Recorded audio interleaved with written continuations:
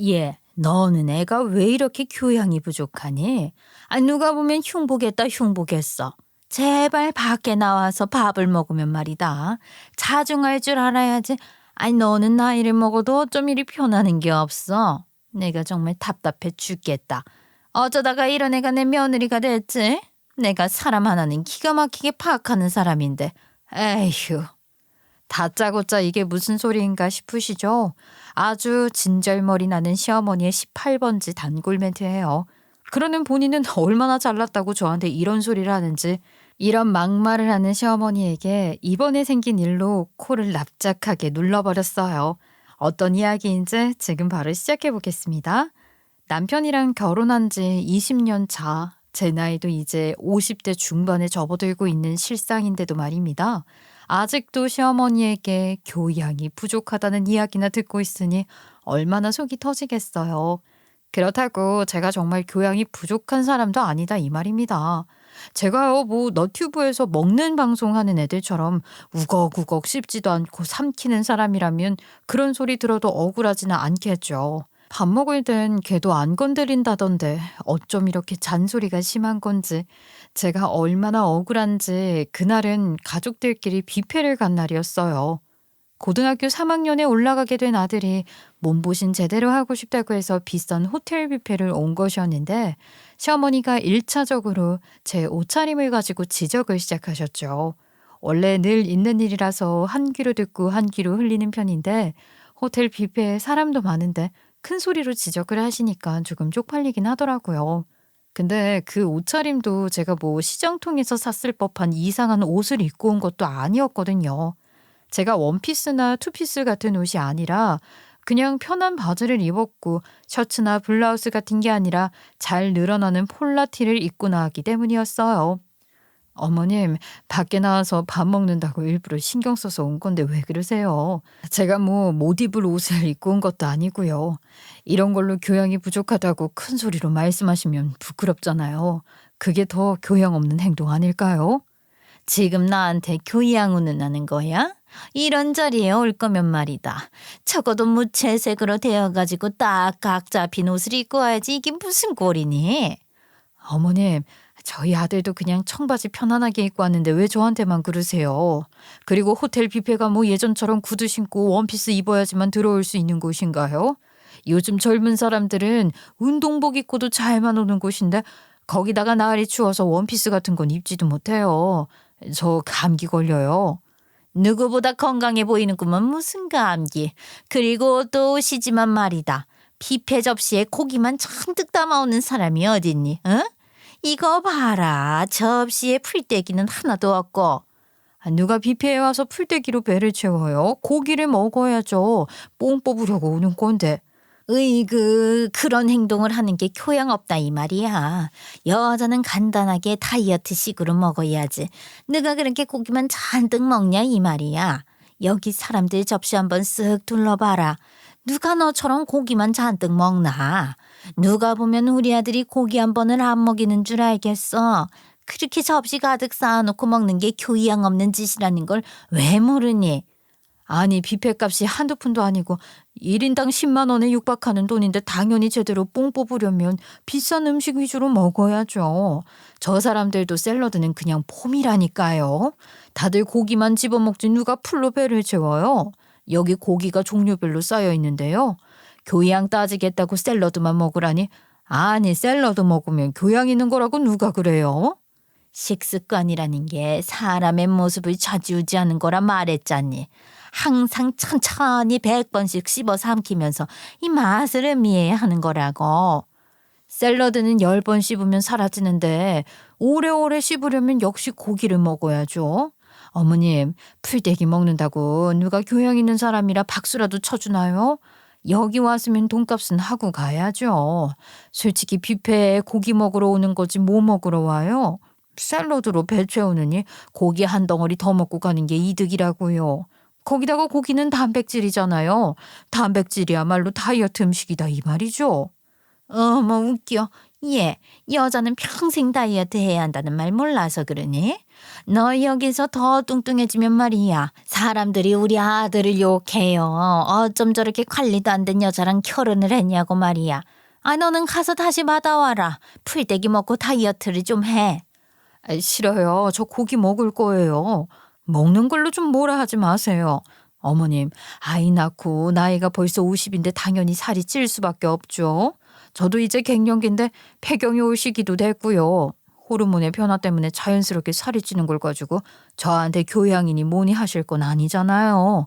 살찌면 교양 없는 거예요? 살찌면 샐러드만 먹어야 하고요. 나 봐라. 그 나이에 관리 잘해서 지금까지 비만 아닌 몸으로 잘 살고 있지 않겠니? 너 나이 들어서 사람 이미지라는 게 얼마나 중요한 건지 몰라서 그렇단다. 보이는 게 전부인 세상에 말이야.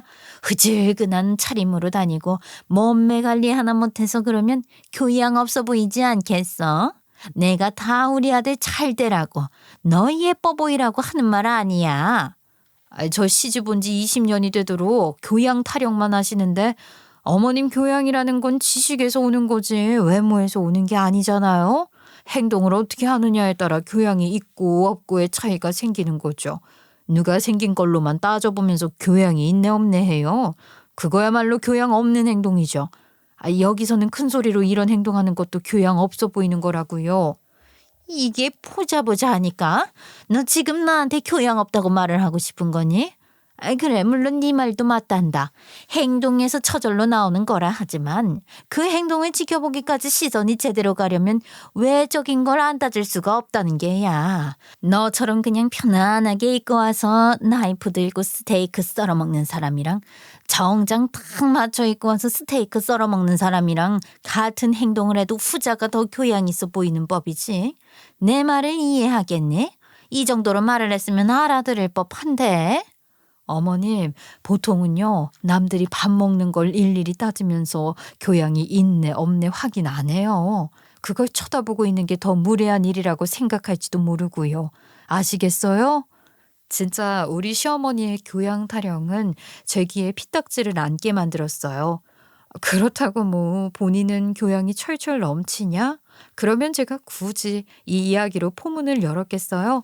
그냥 허세 있잖아요, 허세. 딱 그런 거라니까요. 진짜 교양 있는 사람들은 말로 굳이 하지 않아도 기품이 철철 넘쳐 흐르는데 우리 시어머니 그런 거랑은 거리가 멀다 이 말입니다.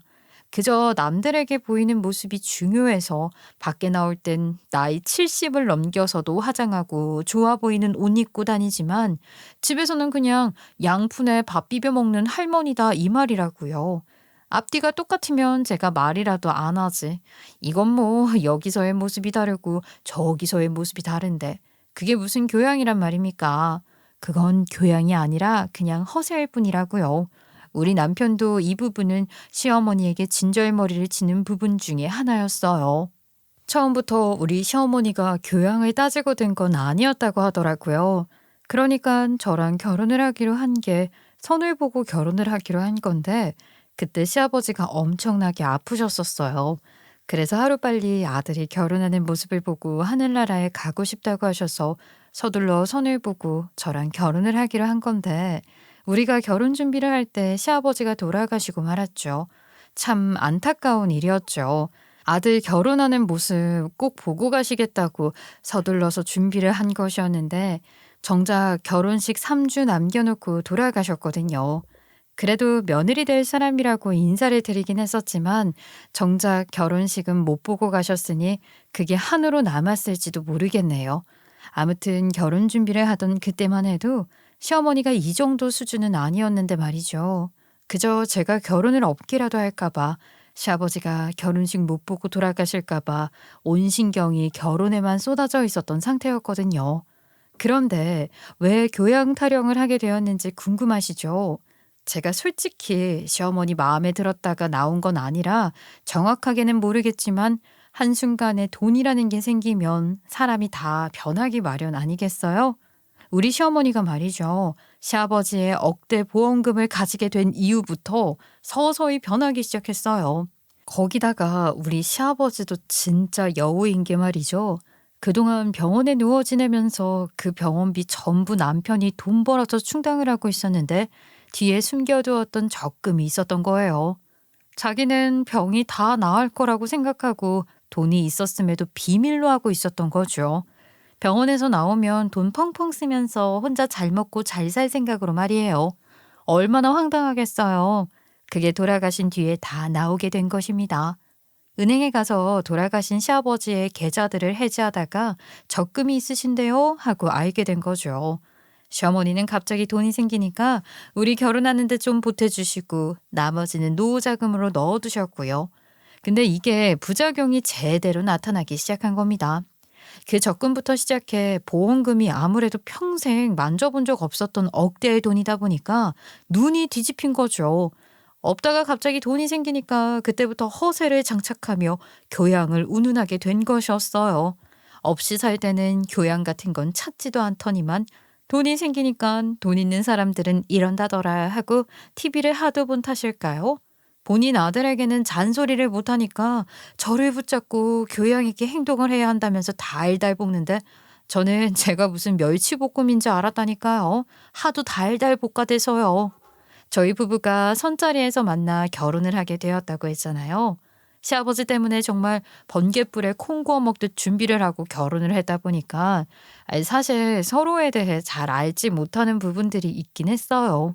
하지만 결혼하고 나서 뭐 남들도 다 그렇듯이 억지로 정붙여가면서 살았는데 우리 남편에게는 치명적인 단점이 있었던 거죠.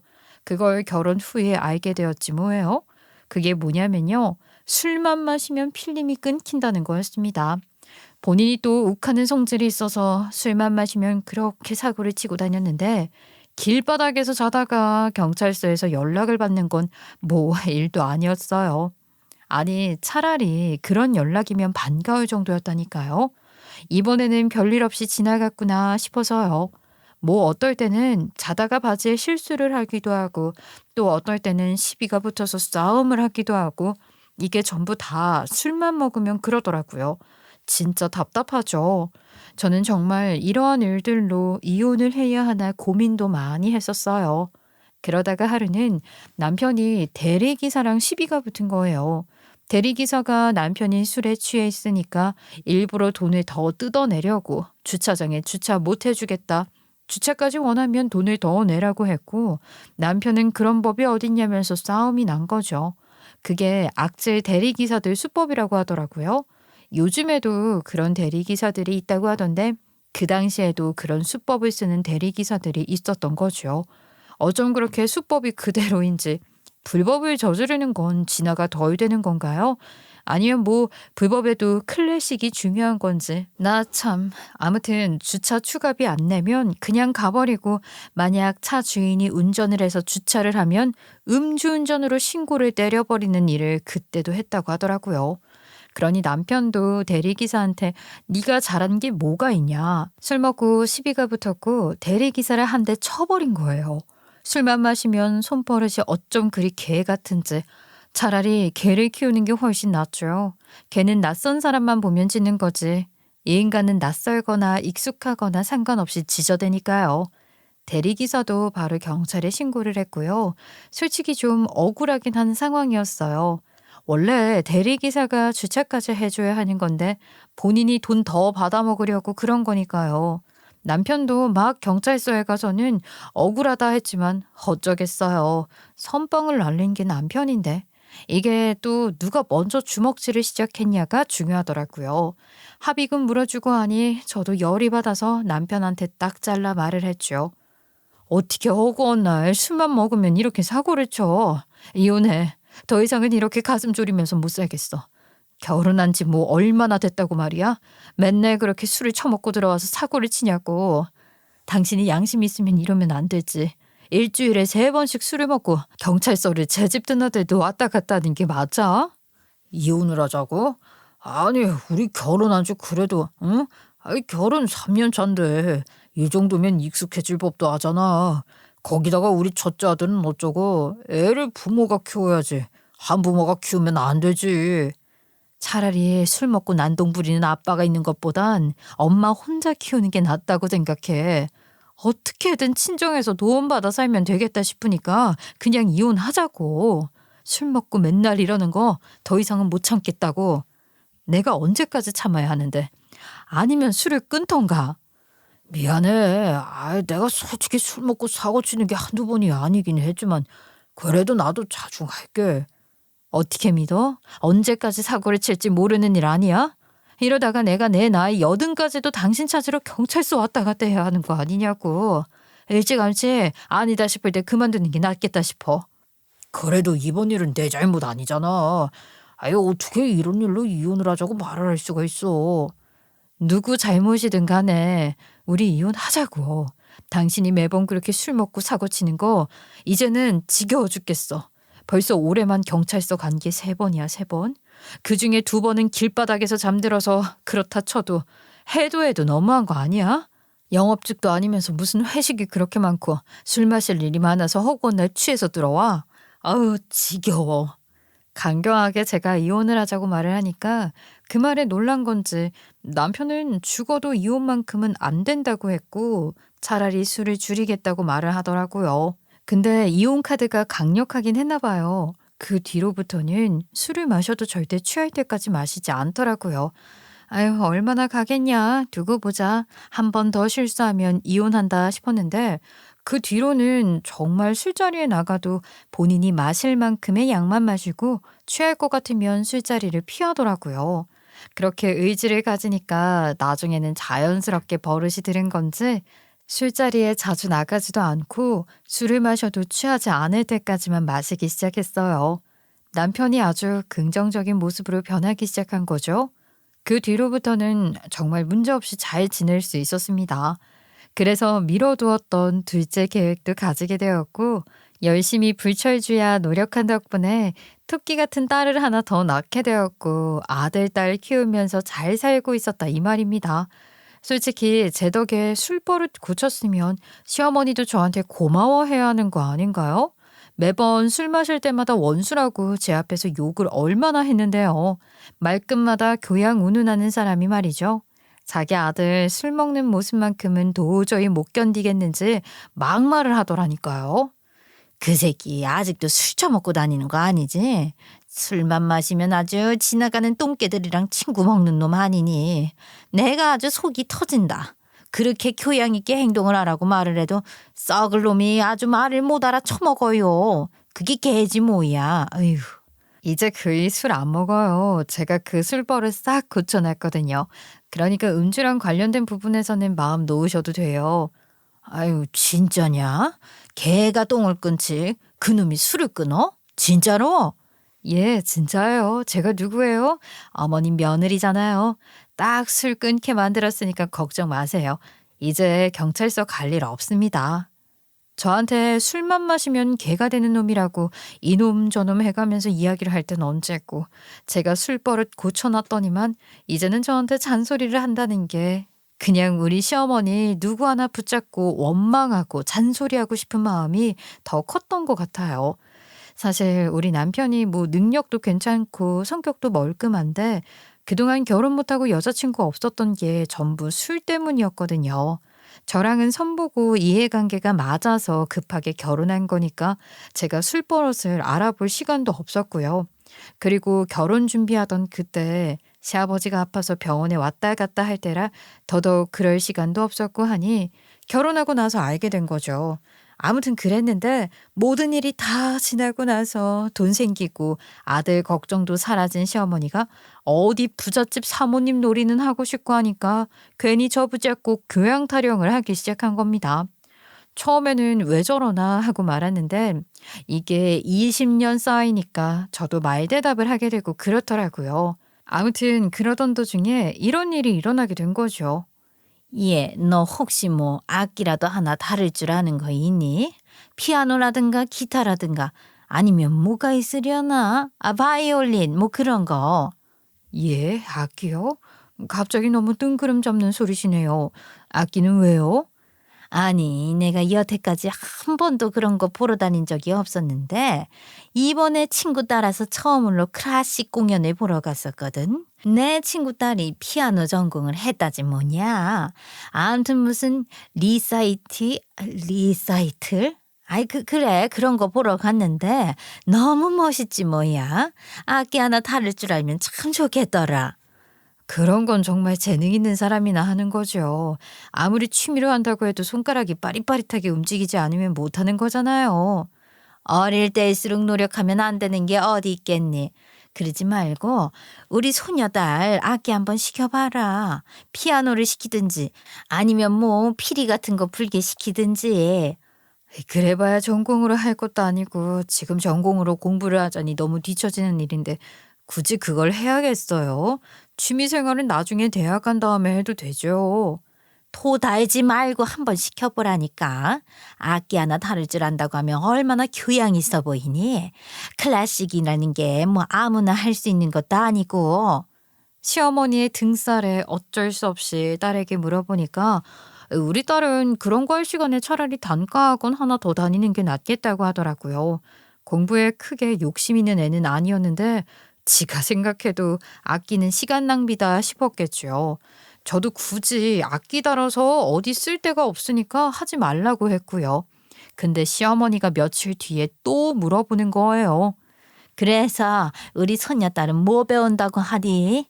피아노가 제일 만만하긴 한데 그건 손이 정말 빨라야 하니까 대충 뭐 바이올린이나 피리 같은 것도 괜찮지.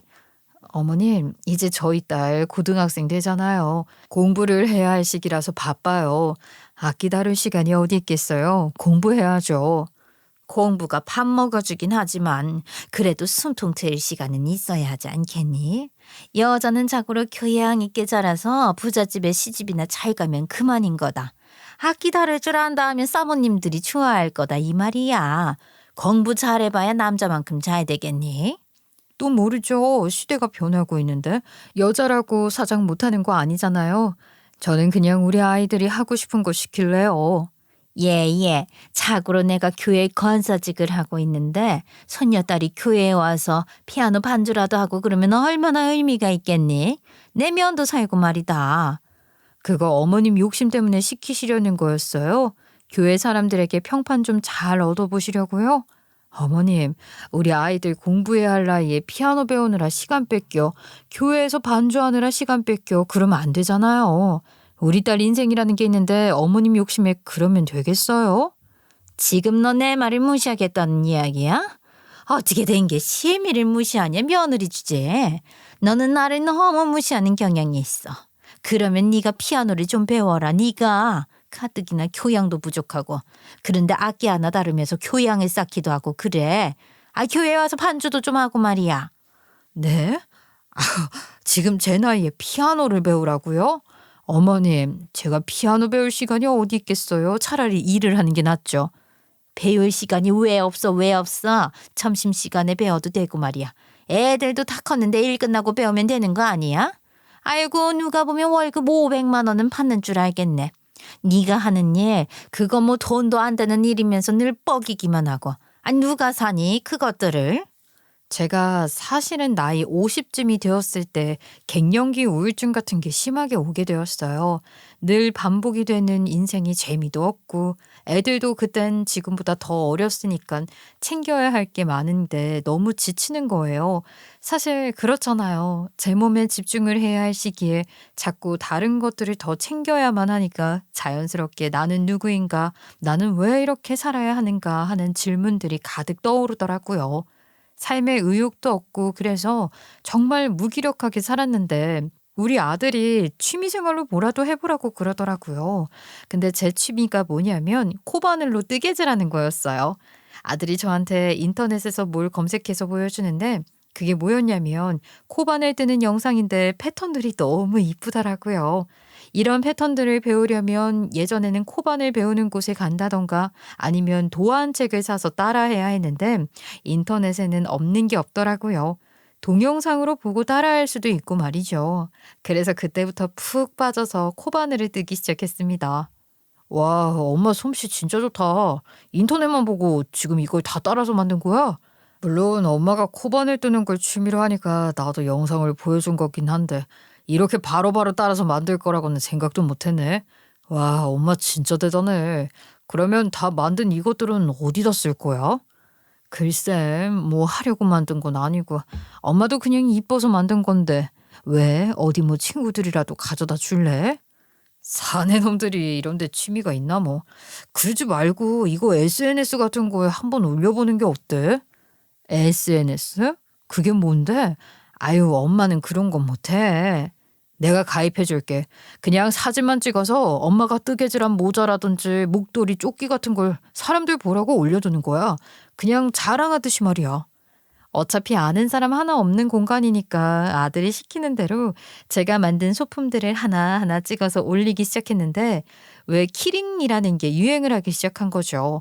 뭐 요즘 젊은 애들이 쓰는 블루투스 이어폰에 달고 다니는 용도, 블루투스 이어폰을 감싸는 뜨개 케이스 이런 게 유행을 하길래 저도 심심해서 대충 만들어 봤거든요.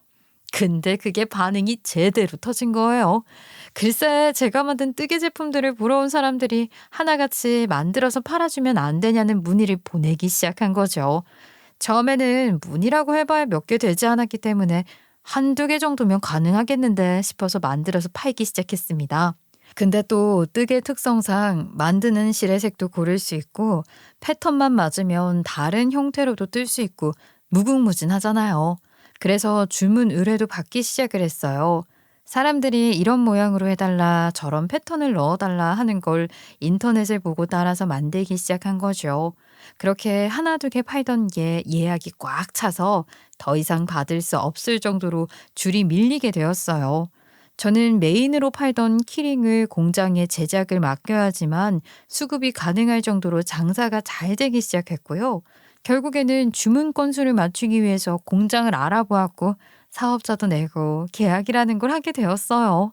공장에서 만드는 제품들이 별로면 어떻게 하나 했는데 손뜨개보다 퀄리티가 괜찮더라고요. 기계가 만드니까 조금 더 정교한 것 같고 마무리도 깔끔했고요. 공지라는 걸 내걸었죠. 메인으로 판매하는 키링은 주문 제작을 하지 않고 공장에서 만들어 팔기로 했다고요. 고객들도 인지하고 구매를 하기 시작했고 장사는 불티나게 잘 되기 시작했어요. 물론 주문 의뢰를 받아서 제가 직접 만드는 것들도 있긴 있었어요. 그런 건 정말 가격을 비싸게 올리는데도 팔리더라고요. 개성이 중요한 시대이다 보니까 사람들이 본인만의 디자인에 돈을 아끼지 않았어요. 그렇게 저도 돈을 벌게 된 것입니다. 사실 사업을 하려고 돈을 벌려고 시작한 뜨개질이 아니었기 때문에 이렇게 돈이 통장에 쌓이기 시작하니까 어안이 벙벙했어요. 저는 제 갱년기 우울증을 극복하기 위해서 시작을 했던 것이었으니까 말이죠. 근데 제가 은근히 돈을 만든다는 것을 알게 된 우리 시어머니는 또 그게 배알이 꼴려나 봐요. 우리 남편이 회사에서 승진도 못하고 만년 부장이었거든요. 그러니까 시어머니 입장에서는 자기 아들은 만년 일이 안 풀리는데 저는 갑자기 시작한 일이 잘 풀리니까 좀 질투도 나고 마음에도 안 들고 괜히 잔소리하고 싶어서 안달이 난 거죠. 그때부터 더 괜히 저만 보면 못 잡아먹어서 눈치만 살살 보는 사람처럼 굴었어요. 내가 곰곰이 생각을 해봤는데 우리 아들이 훨씬 잘 될 수 있는데 그 기운을 네가 잡아먹어서 그런 건 아닌 건가 하는 생각이 들지 뭐니. 네가 사업을 하고 그게 좀 잘 풀리니까 우리 아들의 앞길이 꽉 막힌 건 아닌가 하는 생각이 든다 이거야. 우리 아들이 이렇게 멍청하게 만년 부장 자리에만 앉아있을 애가 아니라는 건 너도 잘 알잖니. 그게 왜 제가 앞길을 막아서 그런 거겠어요. 남편이 회사에서 제대로 성과를 못 내고 있다는 건 잘 아시잖아요. 그이가 다니는 완구용품 회사가 캐릭터 사업으로 먹고 사는 곳이나 다름없는데 매번 영업을 뛰어도 다른 팀 실적에 밀려서 승진이 안 되는 걸 그걸 왜 제 탓을 하고 그러세요? 그러니까 그 기운을 네가 다 가져가서 그런 건 아닌가 싶다 이 말이야. 우리 아들이 원래는 실적도 잘 내고 그러지 않았었니? 어머님도 요즘 TV에 나오는 만화 영화 같은 건 뭐가 있는지 전혀 모르시잖아요. 나이 50을 넘겨서 시시각각 변하는 트렌드를 따라가는 게 그게 얼마나 쉽지 않은 일이겠어요. 그이가 노력을 해도 젊은 사람들이 발빠르게 움직이는 건 못 따라가는 거죠. 만년 부장 자리에 앉아 있으면 뭐 어때요? 은퇴까지 가늘고 길게 해먹으면 되는 거죠. 시어머니는 제 말에 바로 반박도 못했죠. 제가 한 말이 틀린 말도 아니었고 제가 돈을 벌기 시작했으니 눈치가 보여서 제대로 구박도 줄 수 없었을 테죠. 그러던 어느 날 갑자기 대박이 하나 터진 거예요. 참 운도 좋지. 우리 남편이 모 회사에 프로젝트 공모를 하나 했는데 거기서 출품을 한 물건이 회사 내부에서 아주 그냥 대박이 났다는 거죠. 자연스러운 수순으로 출시까지 이루어지게 되었는데 사람들 눈이 다 비슷비슷한 건지 불티나게 팔리게 되었어요. 그러면서 회사의 주력 상품으로 떠오르게 되고 영업 실적을 300% 이상 내게 된 것입니다. 남편이 기획을 했던 그 상품들이 또 지금 트렌드랑 뭐가 잘 맞았다고 하더라고요. 저는 너무나도 축하를 해줬죠. 제 일만큼 남편은 그 이후에도 후속 주자들이 줄줄이 대박을 터뜨리면서 인센티브를 엄청나게 받아오기 시작했어요.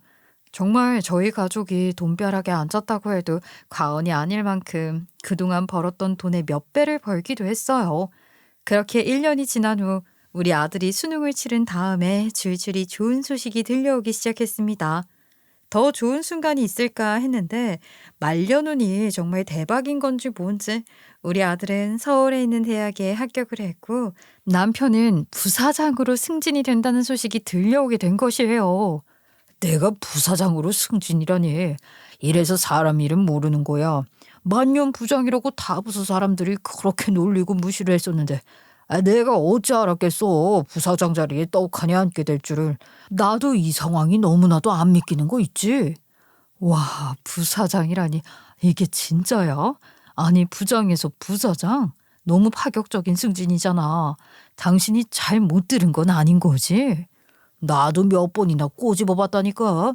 우리 사업부가 영업 실적 1등을 1년간 꾸준하게 했고 매출을 어마어마하게 내서 이사회에서 통과가 되었다는 거지. 드디어 우리 남편이 부사장을 하네. 너무너무 축하해. 그동안 고생 많이 했어. 정말 타이밍이 좋다. 너무나도 잘 된 게 그 1년 사이에 제가 하고 있던 뜨개 사업은 풀이 확 죽었거든요. 매출도 나오지 않았고 원래 이런 건 한순간이잖아요. 유행이라는 건 확확 바뀌니까요. 그래서 남편이 승진을 한 것을 더더욱 축하해 줄 수 있었죠. 뭘 그렇게 유난을 떨면서 축하를 해주고 그러니 당연한 일을 가지고 우리 아들처럼 능력 있고 일 잘하는 사람이 지응직에 승진을 했어야지. 이제야 제대로 자리 잡는 거다. 우리 아들은 이제 일이 술술 잘 풀릴 게야. 그동안 네가 우리 아들의 복과 기운을 다 가지고 가서 우리 아들 일이 잘 안 풀렸던 거라고. 평사원에서 부사장이라니. 아이고 우리 아들 어디서 차서전이라도 출간하자고 하는 건 아닌지 모르겠다. 글재주는 정말 없는 놈인데 이걸 어째. 하다못해 부사장을 달아서 욕은 안 먹겠다 했더니만 별걸 다 제 탓을 하고 있더라고요. 그래도 남편이 부사장이 된다는 소식을 접한 뒤로 시어머니가 정말 뛸 듯이 기뻐했어요. 그게 좀 오버스러워서 혀를 내두르긴 했지만요. 진짜 교양 타령하더니만 뭐 저렇게 경박하게 날뛰나 싶었지만 그래도 아들이 평사원으로 시작해서 부사장 자리까지 간다는데 기쁠만 하겠지 하고 말았어요. 경사가 겹겹이 있는데 초칠 필요 없으니까요. 그렇게 3개월이 지나고 정말 말뿐이던 부사장 승진에 대한 결재가 떨어진 건지 뭔지 우리 남편이 부사장으로 승진을 한다는 것이 확실시 되었죠. 남편은 줄줄이 축하를 해주겠다는 사람들로 인해서 회식이 잡혔고요. 저는 그런 남편을 진심으로 축하해줬어요. 3개월간 인수인계를 마치고 부사장 자리에 올라간다고 인사발령이 났다는데 저도 남편 몸보신 제대로 시켜주고 회식이 줄줄이 있으니까 해장도 제대로 시켜줘야겠다 했었죠. 그렇게 행복한 시간을 보내던 어느 날 시어머니가 뜬금없이 집에 찾아온 거예요.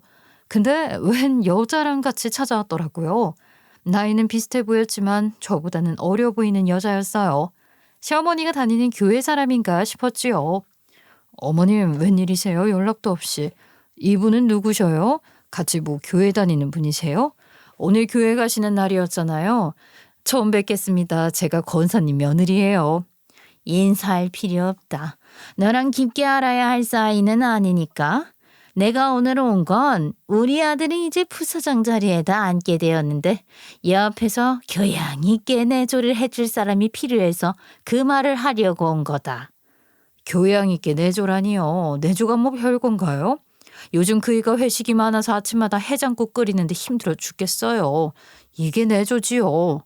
그게 무슨 내조니? 우리 아들이 어디 가서 끌리지 않게 뒷받침 든든하게 해주는 게 내조지. 우리 아들이 말이야. 이제 부사장이 되었으면 그 와이프도 걸맞게 행동을 하고 다녀야 하지 않겠니? 아무리 집이라고 하지만 이렇게 죄다 목 늘어난 티셔츠 입고 다닐 게 아니라 집에서도 아이 그 뭐야. 홈웨어. 그래. 홈웨어 그런 걸 입고 다녀야지. 홈웨어가 별건가요? 그냥 잠옷이잖아요. 저도 이 옷이 잠옷인 거죠. 제가 이거 입고 어딜 돌아다니는 것도 아닌데. 어디서 교양 없이 또 말 대꾸야. 아무튼간 마음에 드는 구석이 하나도 없어. 이 여자가 누군지 궁금하지? 글쎄 피아노를 전공한 아주 교양 있는 피아니스트다. 지금은 애들 가르치고 있고 내가 다니는 교회에서도 반주를 하고 있는 분이야. 아, 피아노 선생님이시구나. 저 피아노 배울 마음 없는데요. 내가 속 편하게 너 피아노 가르치려고 데려왔겠니? 내 새며느리다. 네? 새며느리라니요? 그게 무슨 말씀이세요? 아들이라고는 그이 하나밖에 없으시잖아요. 그러니까 내 새며느리라고. 우리 아들 새 장가 드릴 거다. 그러니까 여기 이혼 서류에 도장 찍고 조용히 물러나. 어머니, 노망 나셨어요? 갑자기 이혼은 무슨 말이고 새 장가는 무슨 말인지 저는 이 상황이 하나도 이해가 안 가는걸요. 네가 이해할 게 뭐가 있니? 내가 하라고 그러면 하는 거지.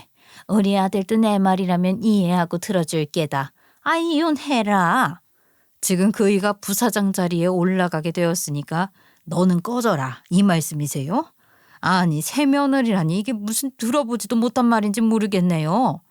그래, 내가 뭐 그냥 내쫓겠다는 거 아니다. 우리 아들이 부사장인데 너랑 그냥 이혼시켰다가 무슨 소리를 들을 줄 알고. 위자료 넉넉하게 내가 1억 줄 테니까 이혼해라. 우리 아들이 나한테 남겨준 돈 중에 남은 게 그것뿐이라 그 이상은 못 준다. 1억이면 솔직히 충분하지 않니? 어머님, 정말 그 말에 후회 안 하시겠어요? 저한테 1억 주겠다고 이혼하라는 말이요. 정말 저 여자랑 재혼시키시겠다고요?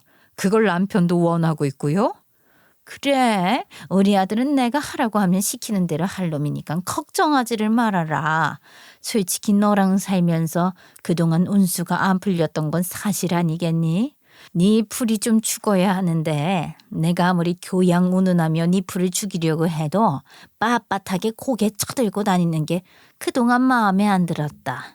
막말로 우리 남편이 평안만 아니었으면 너랑 결혼을 급하게 시킬 이유가 있었겠어? 게다가 네 사업이 뭐 이전만큼 잘 되는 것도 아니고 지금은 거의 판매도 안 된다면서. 아, 됐고 좋은 말로 할 때 이혼해. 이 서류에 도장만 찍으면 된다. 귀찮을까 봐 내가 다 작성해 왔어. 진짜 기가 막히네요. 지금 처음부터 마음에 안 든 며느리였다고 이제라도 교양 있는 며느리 없겠다 이 말씀이시죠? 그이가 부사장 자리에 올랐으니까 뻔뻔하게 조강지쳐 버리겠다는 말씀이시잖아요. 아이 그래요. 그럼요. 그 위자료 1억은 언제 입금되는데요? 제가 이혼 도장 찍었다가 모르쇠 하시면 어떡합니까? 오늘 안에 입금하세요. 우리 남편이 남겨준 돈을 너한테 다 쏟아붓는 게 아깝지만 아유 어쩌겠니? 우리 아들이 무려 부사장인데 돈 1억쯤이야 별거 아니지. 내가 지금 이 서류에 도장 찍어주면 바로 은행 가서 1억 보내주마. 내가 우리 남편이 남겨진 돈 탈탈 털어서 너한테 보내주겠다고. 나도 그동안 우리 아들 제대로 된 여자 만났었으면 했어. 그때는 경황이 없고 시간이 없어서 너랑 결혼시켰다지만 얼마나 후회했는지 모른다. 그러니까 이제라도 우리 아들이 제대로 살 수 있도록 그 이혼해 주렴. 그 오랜 시간을 마음에도 안 드는 며느리 데려다가 구박 주시느라 고생하셨네요. 그 1억 오늘 안에 안 보내주시면 저도 어떻게 될지 모르겠네요. 저도 받을 건 받고 가야죠. 그렇게 걱정이 되면은 지금 나랑 같이 은행에 가든가. 내가 세며느리감까지 옆에다 두고 그런 거짓말을 하겠니? 이 여자분도 참 이해 안 되네. 아직 이혼도 안 한 유부남이랑 결혼하겠다고 여길 쫓아와요? 참나, 어디 지능이 모자란 건 아니고요. 뭐야? 신실하게 나랑 영적으로 연결이 된 처자야. 이혼의 아픔이 있어서 좋은 사람 만나 재혼하고 싶어서 늘 노력했던 사람이라고. 피아노로 심신을 달래가며 교양을 쌓은 사람한테 지능이 모자라다니. 그런 소리를 하고 있어 재수없게. 우리 아들 어차피 이혼할 건데 유부남은 무슨 유부남이야? 돌싱이지. 돌싱 둘이 만나겠다는데 뭐가 문제냐고. 아직 이혼 전이라는 게 문제라면 문제죠. 이혼할 예정이라 줄을 미리 선다고요? 기가 막혀 정말. 좋아요. 제가 지금 여기 도장 찍을게요. 하루빨리 저도 이혼하고 싶네요. 그동안 어머님이 교양 운운하면서 말도 안 되는 트집 잡는 거 불편하고 힘들었거든요. 그 말을 끝으로 도장을 찍고 배꼽을 잡고 깔깔 웃어버렸더니 시어머니도 그렇고 그 옆에 조용히 있던 여자도 그렇고 저를 이상한 사람 보듯이 쳐다보더라고요. 하나만 알고 둘은 모르는 인간 같으니라고. 뭐가 그렇게 웃겨서 배꼽을 잡고 깔깔거려? 교양 없이. 이제 교양 타령 그만하세요. 제가 뭐 그런 소리 들을 입장 아니거든요. 아유, 알 거 없으시고 애들은 제가 키울 테니까 저 여자랑 어머님 아들이랑 둘이 지지고 볶고 한번 잘 살아보라 하세요. 그리고는 대문 밖으로 나가라고 큰 소리를 버럭버럭 질렀더니만 깜짝 놀라서는 나가더라고요. 제가 시어머니 앞에서 소리를 질러본 적이 없었으니 더 놀랐을지도요. 그리고 대망의 그날 저녁 퇴근하고 돌아온 남편은 혼자 온 게 아니라 어쩔 줄 몰라 고개도 들지 못하는 시어머니의 팔을 질질 끌고 집에 들어왔어요. 당장 사과해, 엄마. 아유, 어떻게 할 거야. 엄마 때문에 지금 내 인생 다 망치게 생겼다고. 지금 내가 어마어마한 손해배상을 물게 생겼다고. 그 말에 시어머니가 갑자기 남편의 멱살을 잡으면서 억울하다는 듯이 소리를 치더라고요. 둘이 무슨 꽁트를 하는 건지. 네가 말도 안 되는 실수를 저질러 놓고 지금 누구 탓을 하는 게야? 어? 네가 그런 짓만 안 했어도. 소리 꽥 지르더니만 갑자기 뒷목 잡고 쓰러지는데 그게 연기인 걸 뻔히 알겠더라고요. 어이가 없어서. 지금 두 사람 뭐 하는 거냐고 쇼도 정도껏 하라고 했더니만 눈까디 짚고 실신한 척하던 시어머니가 냅다 무릎 꿇더라고요. 남편도 제 눈치 살살 보더니만 저한테 무릎 꿇었어요. 얘야, 며느리야, 내가 다 잘못했다. 내가 정말 아무것도 모르고 응? 바보 천치였는데 나 잘난 줄 알고 너한테 너무 모질게 했더구나. 미안하다 미안해. 그 1억 준 거 그거 안 돌려줘도 된다. 너희 이혼 안 해도 된다. 응? 그 이혼하지 말고 평생 짝이다 생각하고 살아. 응? 아니, 저한테 아까 낮에 이혼하라고 이혼 서류까지 받아가 놓고선 이게 갑자기 무슨 말 바꾸기예요? 싫은데요? 남편의 새 부인이 될 사람까지 만난 마당에 무슨 이혼을 취소해요? 할 겁니다. 위자료 받은 거 잘 쓸 거고요. 재산 분할이랑은 전부 따로 신청할 거예요. 전 이혼하겠습니다. 거기다가 무슨 교회에서 반주하는 여자라고 교양 있다고. 저랑은 다르다면서요. 아니, 우리 아들이 부사장 승진 취소된 거 알았으면서 왜 모른 척 했어? 거기다가 그 취소된 이유에 네 코발도 있다며. 아니 뭐 어차피 이혼할 마당에 그게 무슨 문제가 되나요? 그동안 남편이라서 모른 척 눈 감아준 건데 어머님이 아니지. 할머니께서 오전에 다녀가신 이후에 생각해보니까 제가 굳이 모른 척 해줄 이유가 없겠더라고요. 그러니 회사에 바로 미뤄두었던 고소장 보내버렸죠 뭐. 거기다가 그 여자랑 제대로 끝낸 것도 아니잖아요. 제가 무슨 바보인 줄 아시나. 반나절 만에 그 여자랑 결혼을 취소한다고요. 그 여자도 안 됐네. 어머님한테 완전히 속아서 낙동강 오리알 신세네. 그러니까 이게 어떻게 된 일이냐 하면요. 제가 뜨개질로 키링이라든지 작은 소품들 만들어서 팔고 있었잖아요. 제가 만드는 뜨개 소품이 인기가 많았다고 했었잖아요.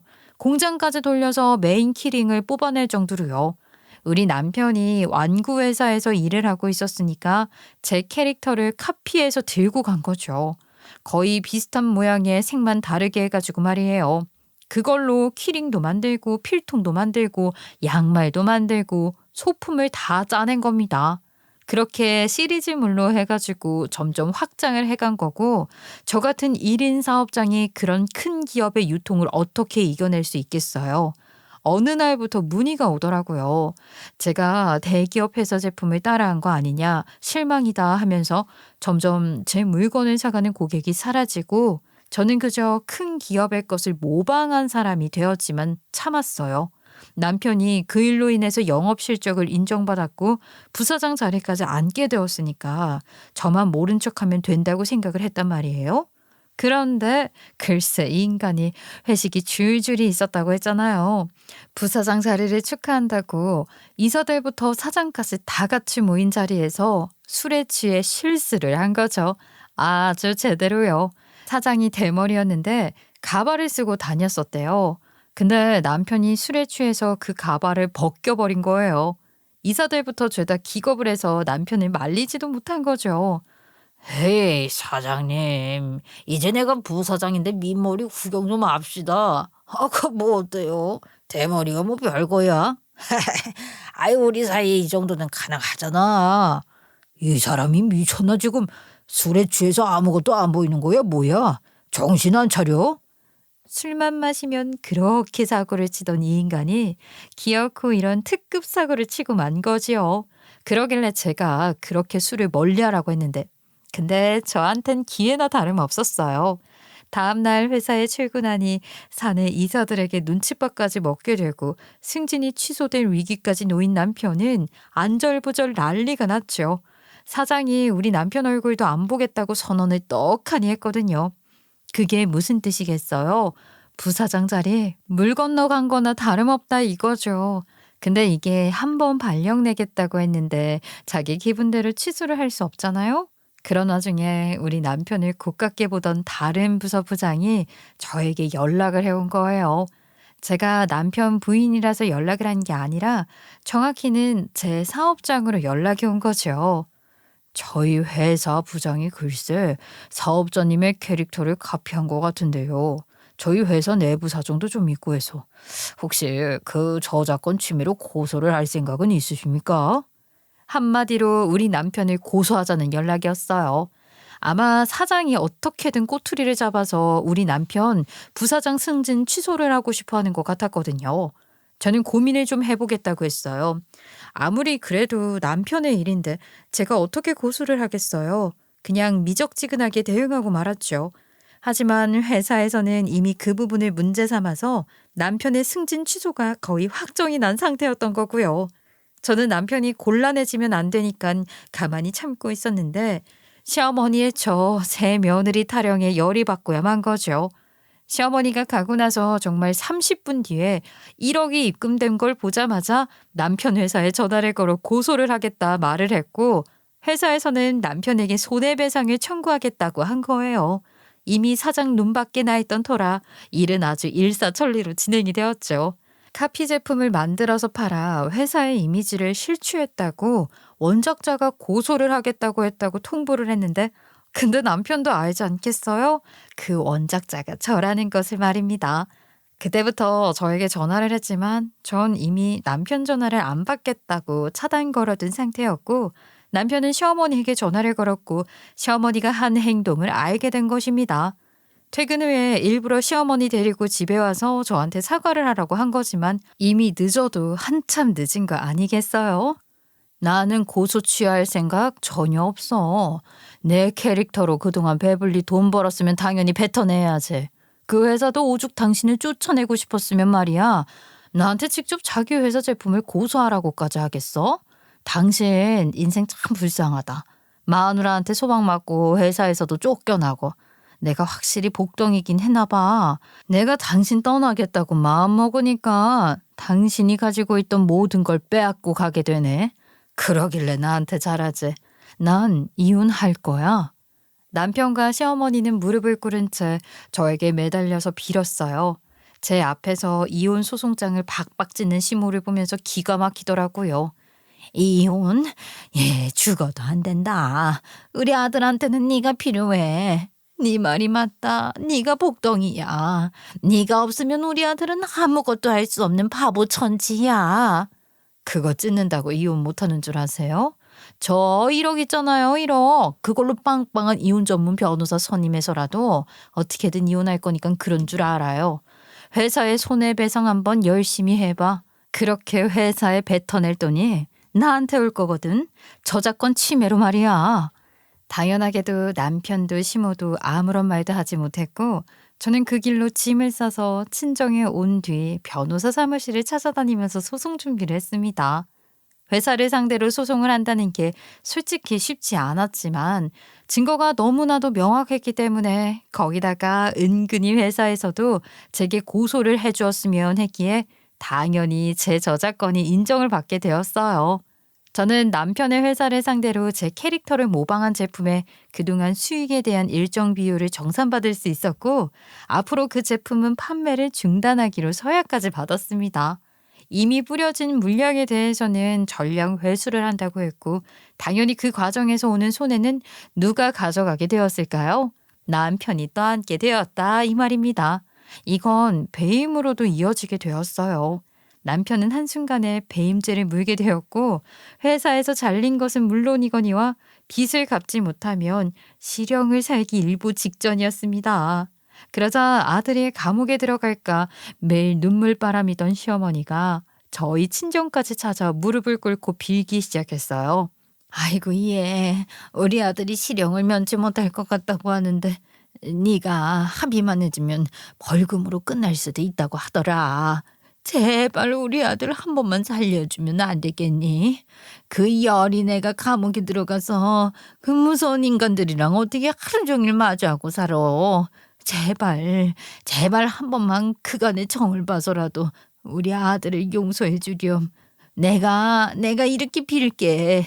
잘못했다. 늙은이가 노망이 났어. 잘못했다.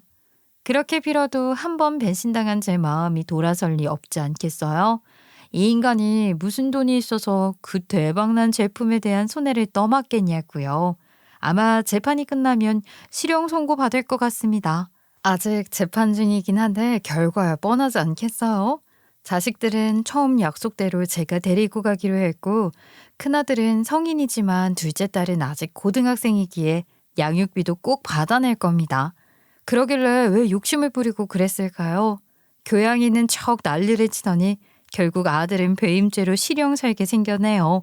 제가 적당히 눈 감아주고 모른 척할 때 옆에 있는 가족들이나 잘 챙겼으면 이런 일도 없었을 텐데 적당히 봐줄 때 꼬리 내리고 좀 잘하지. 이래서 욕심이 사람을 망치는 거라니까요. 욕심 또 욕심 무조건 버리고 본인에게 주어진 몫만 살피며 살아야 하는 거라고요. 저의 기가 막힌 이야기 함께 들어주셔서 감사합니다.